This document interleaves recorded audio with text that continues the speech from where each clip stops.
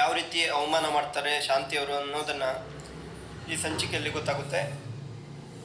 ಇವತ್ತು ಸೋಮವಾರದ ಸಂಚಿಕೆ 26 ಆಗಸ್ಟ್ನಲ್ಲಿ ಮೀನಾ ಅವರಿಗೆ ಅವ್ರ ತಾಯಿ ಹೇಳ್ತಾರೆ, ಕುಸುಮ ನೋಡು ನೀವು ಮನೇಲೇ ಇರಿ, ಇವತ್ತು ಎಲ್ಲಿ ಹೋಗಬೇಡ ಅಂತ ಹೇಳ್ತಾರೆ. ಯಾಕಮ್ಮ ಅಂತ ಹೇಳ್ತಾರೆ. ನೋಡು ಸೂರ್ಯ ಅವರು ಬಂದರೆ ಅವರು ನೀ ಇಲ್ಲ ಅಂದರೆ ಬೇಜಾರಾಗ್ತಾರೆ ಅಂತ ಹೇಳ್ತಾರೆ ಕುಸುಮ ಅವರು. ಅಮ್ಮ ನೋಡು ಅವ್ರು ಬರೋದಿಲ್ಲ ಇಲ್ಲಿ ಅಂತ ಹೇಳ್ತಾರೆ. ಯಾಕೆ ಆ ಥರ ಬರದೇ ಇದ್ದಿದ್ರೆ ನಿನ್ನೆ ಅವ್ರ ಫ್ರೆಂಡ್ನ ಕಳಿಸ್ತಾ ಇರಲಿಲ್ಲ ಅಂತ ಕುಸುಮ ಅವರು ಹೇಳ್ತಾರೆ. ನೋಡು ನ್ಯಾಯ ಅವ್ರ ಕಡೆನೇ ಇದೆ, ನೀನು ಅಲ್ಲಿಗೆ ಹೋಗದೇ ಇದ್ರೆ ಸಮಸ್ಯೆಯನ್ನ ಸಿಗ್ತಾ ಇರಲಿಲ್ಲ ಅಂತ ಹೇಳ್ತಾರೆ. ನೋಡು ನಾನು ಅಲ್ಲೇ ಹೋಗದೇ ಇದ್ದಿದ್ರೆ ಎಲ್ಲ ಕನಕನೇ ಮಾಡಿಸಿದ್ದು ಮದುವೆನ ಅಂತ ಹೇಳ್ತಾರೆ. ನೋಡು ಮನೆಗೆ ಗೊತ್ತಿಲ್ಲದೆ ಈ ಥರ ಕೆಲಸ ಮಾಡ್ತಾ ಇದ್ದೀಯ ಅಂತ ನಿನಗೆ ಬುದ್ಧಿ ಇರಬೇಕಿತ್ತು ಅಂತ ಹೇಳ್ತಾರೆ.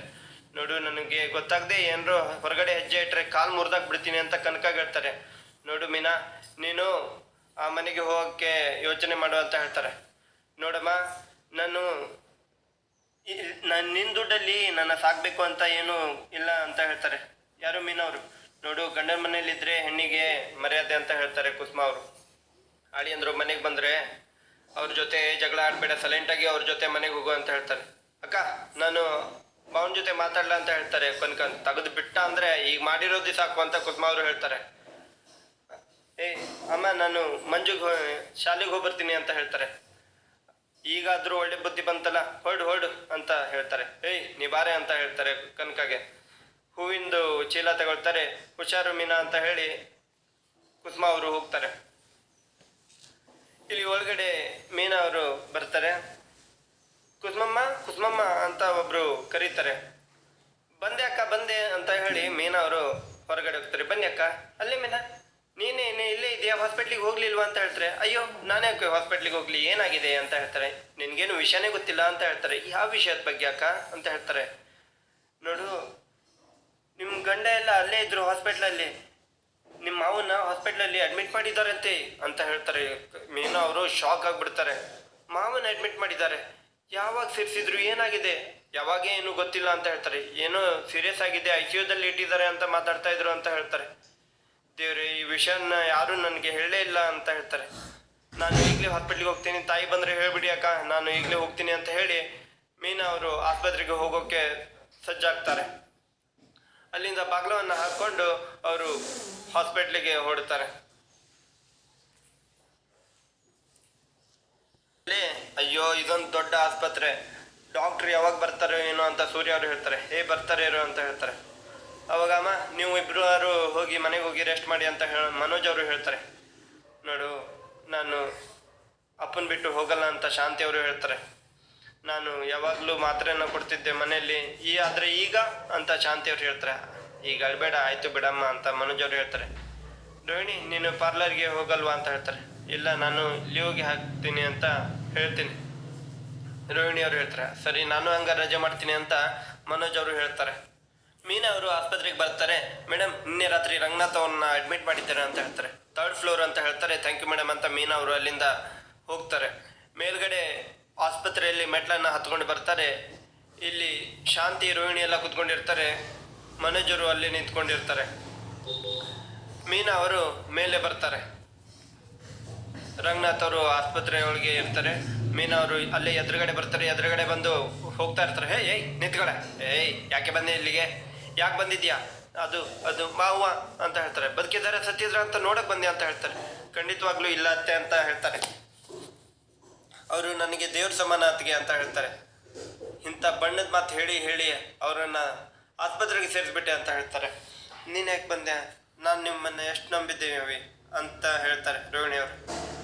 ಏನು ಇಲ್ಲಿ ಕೆಲಸ, ಸ್ಟೇಷನ್ ಅಲ್ಲಿಯೋ ಥರ ಕೆಲಸ ಮಾಡಿದ್ದೆ ಅಂತ ಹೇಳ್ತಾರೆ. ಹಾಸ್ಪಿಟ್ಲಿಗೆ ಅಲ್ಲೇ ಕೆಲಸ, ನಿನ್ನ ಗಂಡ ಮಾಡ್ದ ಅಂತ ಹೇಳ್ತಾರೆ. ಗಂಡ ಹೆಂಡತಿ ಸೇರಿಕೊಂಡು ನಮ್ಮನ್ನು ಎಲ್ಲಿಗೆ ತರ್ತಿರೋ ಅಂತ ಮನೋಜ್ ಹೇಳ್ತಾನೆ. ಆಸ್ಪತ್ರೆಗೆ ಸೇರಿಸಿದ್ದಾರೆ ಅಂತ ಗೊತ್ತಾದ್ರ ಬಂತೆಲ್ಲ ಹೆದರ್ಕೊಂಡು ಬಂದೆ ಅಂತ ಹೇಳ್ತಾರೆ. ಚೂರಪ್ಪರು ಬದುಕೊಂಡಿದ್ದಾರೆ, ಅರಿಷ್ಟ ಮುಖ ನೋಡಿ ಅದು ಹೊರಟೋಗುತ್ತೆ, ನೀವು ಹೋಗಿ ಇಲ್ಲಿಂದ ಅಂತ ಶಾಂತಿಯವ್ರು ಹೇಳ್ತಾರೆ. ಈ ಅನಿಷ್ಟ ಮುಖ ನೋಡಲಿ ಹೊರಟೋಗ್ಲಿ ಅಂತ ಆಸೆ ಪಡ್ತಾ ಇದೆಯಾ ಅಂತ ಹೇಳ್ತಾರೆ. ಈ ಅನಿಷ್ಟ ಮುಖ ನೋಡಿದ್ರೆ ಅಪಾಯ ಆಗುತ್ತೆ ಅಂದರೆ ನನ್ನ ಮುಖ ತೋರಿಸೋದಿಲ್ಲ ಅಂತ ಹೇಳ್ತಾರೆ. ನೋಡು ಈಗ ಹೋಗ್ತಾ ಇರಬೇಕು ಅಂತ ಗೆಟ್ ಔಟ್ ಅಂತ ಮನೋಜ್ ಅವರು ಹೇಳ್ತಾರೆ. ಶಾಂತಿಯವರು ಸುಮ್ಮನೆ ಇರ್ತಾರೆ. ಮೀನಾ ಅವರು ಆಸ್ಪತ್ರೆಗೆ ಬಂದವರು ಮತ್ತೆ ವಾಪಸ್ ಅಲ್ಲಿಂದ ಹೊರಡೋಕೆ ಸಿದ್ಧರಾಗ್ತಾರೆ. ಡಾಕ್ಟರು ಬರ್ತಾರೆ. ಅವಾಗ ಎಲ್ಲರೂ ಒಳಗಡೆ ಹೋಗ್ತಾರೆ. ಡಾಕ್ಟ್ರು ಒಳಗಡೆ ಹೋಗ್ತಾರೆ. ಇವರು ಎಲ್ಲರೂ ಶಾಂತಿ, ರೋಹಿಣಿ, ಮನೋಜ, ಸೂರ್ಯ ಎಲ್ಲರೂ ಒಳಗಡೆ ಹೋಗ್ತಾರೆ. ಸೂರ್ಯ ಅವರು ಕಣ್ಣೀರು ಹಾಕ್ತಾ ಇರ್ತಾರೆ, ಅಳ್ತಾ ಇರ್ತಾರೆ. ಡಾಕ್ಟರ್ ಅವರು ರಂಗನಾಥ್ ಅವರಿಗೆ ಟ್ರೀಟ್ಮೆಂಟ್ ಮಾಡ್ತಾ ಇರ್ತಾರೆ. ರಂಗನಾಥ್ ಅವರು ಬೆಡ್ ಮೇಲೆ ಮನ್ಕೊಂಡಿರ್ತಾರೆ. ಮುಂಚೆ ಯಾವ ಥರದ್ರು ಈ ಥರ ಆಗಿತ್ತ ಅಂತ ಹೇಳ್ತಾರೆ. ಇಲ್ಲ ಇಲ್ಲ ಅಂತ ಹೇಳ್ತಾರೆ. ಈ ಥರ ಆಗಿದ್ದಿಲ್ವೇ ಇಲ್ಲ ಡಾಕ್ಟರ್ ಅಂತ ಸೂರ್ಯ ಅವರು ಹೇಳ್ತಾರೆ. ಮುಂಚೆ ಮೊದಲೇ ಹೆಲ್ದಿ ಆಗಿದ್ರು ಅಂತ ಹೇಳ್ತಾರೆ. ಮೊದಲು ಸುಸ್ತಾಗ್ತಾ ಇದ್ರ ಅಂತ ಹೇಳ್ತಾರೆ. ನೋಡಿ ಎಲ್ಲರೂ ಆಚೆ ಬನ್ನಿ ಅಂತ ಹೇಳ್ತಾರೆ ಡಾಕ್ಟರ್ ಅವರು. ಆಮೇಲೆ ಎಲ್ಲರೂ ಒಳಗಡೆ ಬಂದವರು ಹೊರಗಡೆ ಆಚೆ ಹೋಗ್ತಾರೆ. ರಂಗನಾಥ್ ಅವರು ಒಳಗಡೆನೆ ಮಲ್ಕೊಂಡಿರ್ತಾರೆ ಆಸ್ಪತ್ರೆಯಲ್ಲಿ IC ರೂಮಲ್ಲಿ. ಹೊರಗಡೆ ಬಂದು ಹೇಳ್ತಾರೆ, ನಾರ್ಮಲ್ ಆಗಿಲ್ಲ, ಬ್ಲಡ್ ಸರ್ಕ್ಯುಲೇಷನ್ ಸರಿ ಆಗ್ತಾ ಇಲ್ಲ ಅಂತ ಹೇಳ್ತಾರೆ ಡಾಕ್ಟರ್. ನೋಡಿ ತುಂಬ ಕಷ್ಟ ಇದೆ ಅಂತ ಹೇಳ್ತಾರೆ ಡಾಕ್ಟರ್ ಅವರು. ಡಾಕ್ಟರ್ ಏನು ಮಾಡಿದ್ರು ಡಾಕ್ಟರ್? ಆಪ್ರೇಷನ್ ಮಾಡಿ ಸ್ಟಂಟ್ ಹಾಕಬೇಕಾಗುತ್ತೆ ಅಂತ ಹೇಳ್ತಾರೆ. ಆಪ್ರೇಷನ್ ಅಂದರೆ ಓಪನ್ ಹಾರ್ಟ್ ಸರ್ಜರಿ ಅಂತ ಅಲ್ಲ ಅಂತ ಹೇಳ್ತಾರೆ. ಇದಕ್ಕೆಲ್ಲ ಎಷ್ಟು ಖರ್ಚಾಗುತ್ತೆ ಅಂತ ಮನೋಜ್ ಅವರು ಕೇಳ್ತಾರೆ. ಅದೆಲ್ಲ ಇವ್ರು ಹೇಳ್ತಾರೆ ಅಂತ ಹೇಳಿ ಅಲ್ಲಿಂದ ಹೊರಟೋಗ್ತಾರೆ.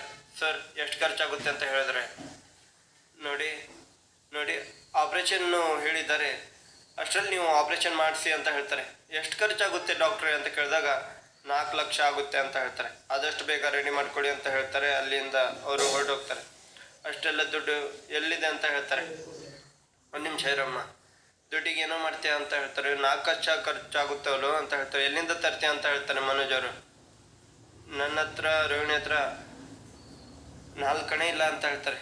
ನನ್ನಿಂದ ಈ ಥರ ಅಪ್ನಿಗಾಗಿದ್ರು ನಾನೇ ಉಳಿಸ್ಕೊಳ್ತೀನಿ, ಥೂ ನಿನ್ನ ಅಂತ ಹೇಳಿ ಸೂರ್ಯ ಅವರು ಬೈದು ಅಲ್ಲಿಂದ ಹೊರಟೋಗ್ತಾರೆ.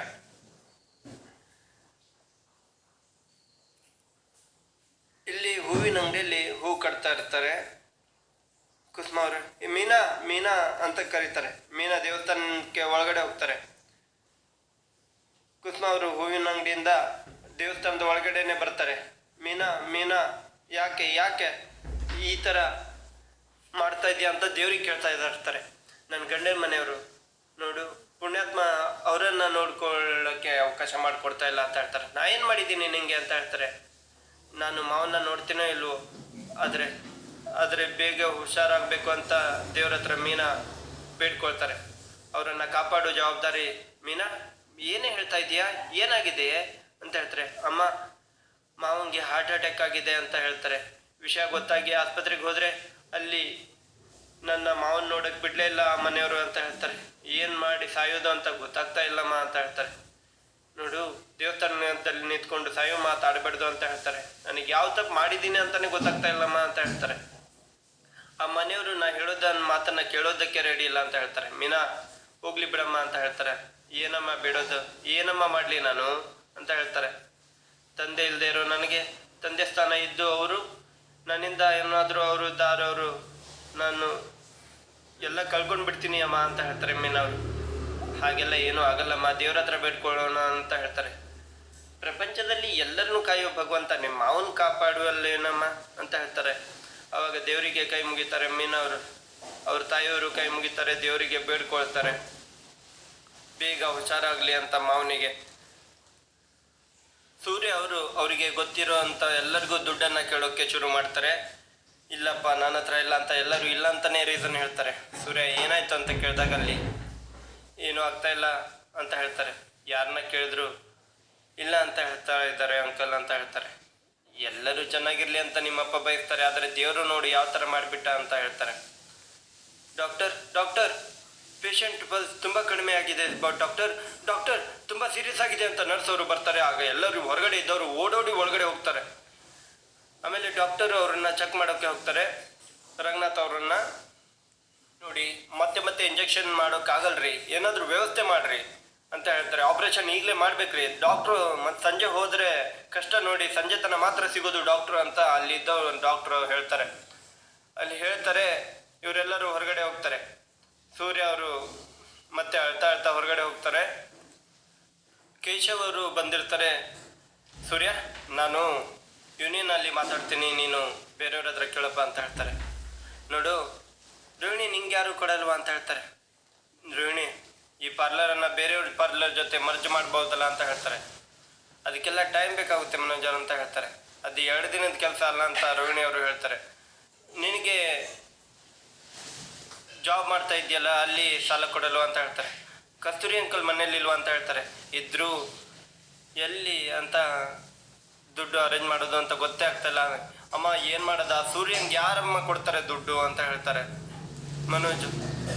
ಸೂರ್ಯ ಅವರು ಫೋನ್ ಮಾಡಿ ದುಡ್ಡನ್ನು ಅರೇಂಜ್ ಮಾಡೋದಕ್ಕೆ ಕೇಳ್ತಾ ಇರ್ತಾರೆ ಸೂರ್ಯ ಅವರು.